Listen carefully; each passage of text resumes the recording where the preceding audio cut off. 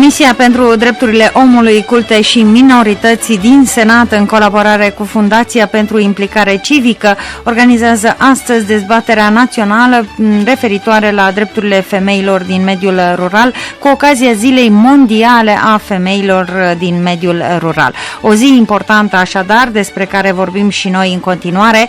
Alături de noi este doamna Cristina Cazacu, președinta Asociației Femeilor din mediul rural, prezentă astăzi la Parlamentul României pentru a participa la această importantă dezbatere care se desfășoară sub sloganul Șanse egale pentru femeile din mediul rural. Bună ziua, stimată doamnă Cristina Cazacu!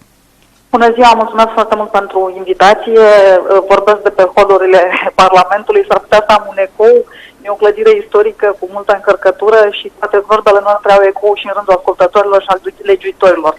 Cu siguranță. O zi importantă, să le urăm la mulți ani femeilor din mediul rural, care cu siguranță sunt astăzi pe frecvențele postului nostru de radio. La mulți ani, și e bine să ne gândim la ele, pentru că ele sunt mai bine de jumătate din populația feminină a României, pentru că mai bine de jumătate din populația României locuiește la țară, așa cum locuiesc și eu. Și asta înseamnă că sunt într-un număr foarte mare și trebuie să devină o voce din ce în ce mai importantă. Vorbim despre femeia din mediul rural și nu puteam să începem altfel emisiunea de astăzi decât spunând câteva cuvinte despre statutul acestei femei în satul românesc din România anului 2015. Cuvintele nu sunt neapărat cele mai de laudă. Suntem într-un top al rușinii, cred eu, în ceea ce privește statutul femeii din mediul rural. Avem un loc fruntaș neonorant în ceea ce privește mortalitatea de cancer de col, mortalitatea de cancer de sân, mortalitatea infantilă. Suntem pe locul 3 în Europa la abandonul școlar, mai ales a copiilor din mediul rural, și avem femei din mediul rural care sunt antreprenori sau producătoare de venit în proporție de 0,2% din populația României. Așa că, deocamdată, nu putem vorbi de lucruri extraordinar de îmbucurătoare, dar despre ce putem vorbi? Vorbim de faptul că din ce în ce mai multe femei însă, din mediul rural, încearcă să-și depășească condiția, vor să câștige un ban în plus, vor să-și deschidă o afacere, vor să intre pe piața muncii, vor să fie din ce în ce mai egale, pentru că deocamdată egalitatea nu e decât pe hârtie, și cu femeile din mediul urban, și cu bărbații și din mediul rural și din mediul urban. Există așadar șanse de dezvoltare. Ce ar trebui însă femeii din mediul rural pentru ca lucrurile să se și întâmple așa? Păi ar trebui să, după cum vă spuneam, să aibă acces în mod egal, la fel cum au femeile din mediul urban. Gândiți-vă că în momentul în care trebuie să te duci la școală și ești o fetiță dintr-un sat al României, școala este la 20 de kilometri, s-ar putea să nu ai cu ce să ajungi la școală și să mergi pe jos.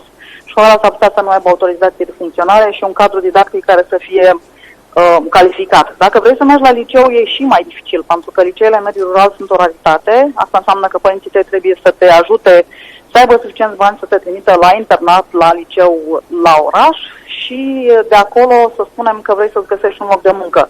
În mediul rural, din păcate, locurile de muncă sunt extrem de puține. Nu vorbim doar aici doar de problemă de acces la locurile de muncă, vorbim de o problemă de sănătate. Dacă ai o problemă de sănătate, nu ai un cabinet la care să te duci, sau e foarte departe. La spital e destul de greu să ajungi. Dacă vrei de exemplu, să trăiești mai bine și să-ți deschizi o afacere, nu ai acces la informație pentru că nu ai internet sau nu ai aceleași posibilități de a te informa cum au cele care sunt suratele din mediul urban.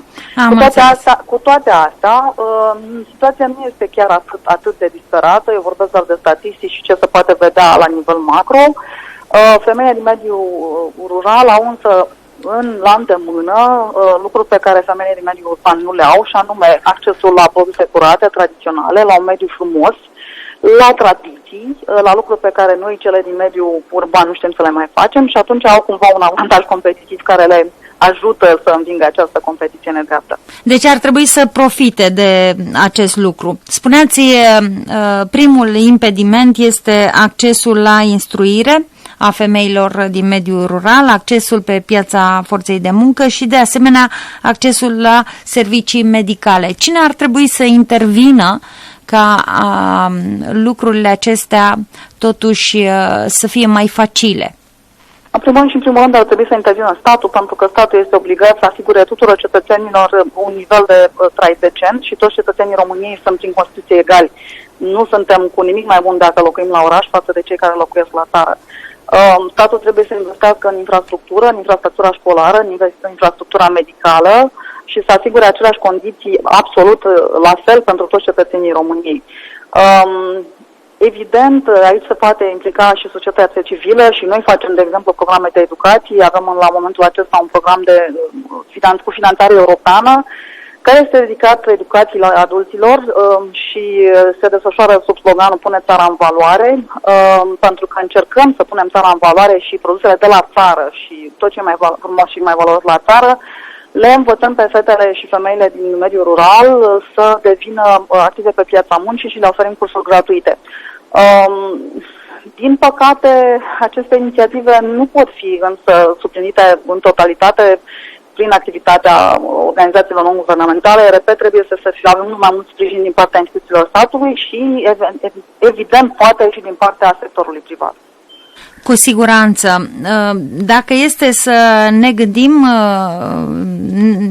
și să ne uităm la celelalte state europene, nu există mari diferențe între oraș și sat. În România însă lucrurile stau cu totul altfel. Dar iată, în perspectiva anului 2020 există foarte multe fonduri europene care vor ajunge cu siguranță în mediul rural.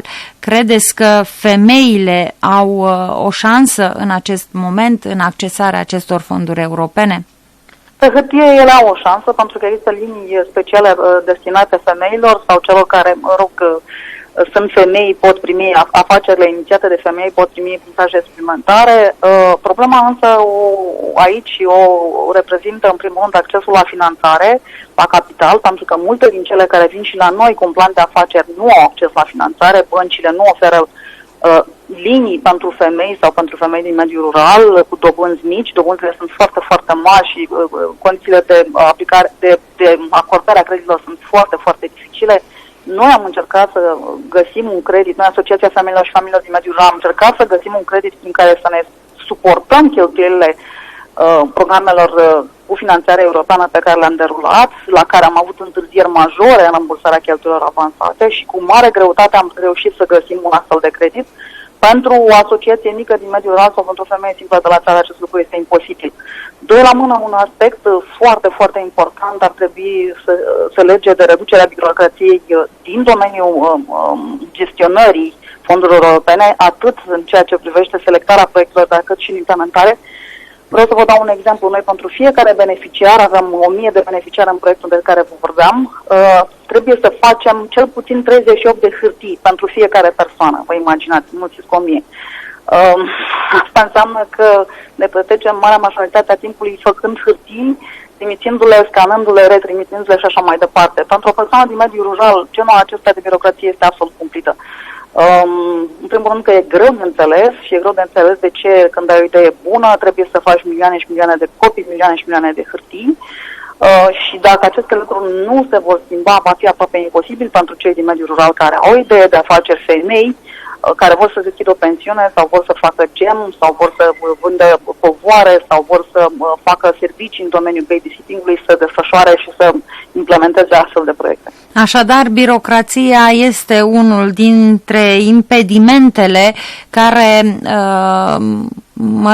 sunt împotriva dezvoltării acestui antreprenoriat feminin în mediul rural. Este femeia din mediul rural la fel de, interesată în dezvoltarea unei afaceri ca orice altă femeie din mediul urban? Eu cred că e poate mai interesată și cred că e mai interesată pentru că femeile din mediul rural de multe ori au nevoie de mai multe resurse ca să poată să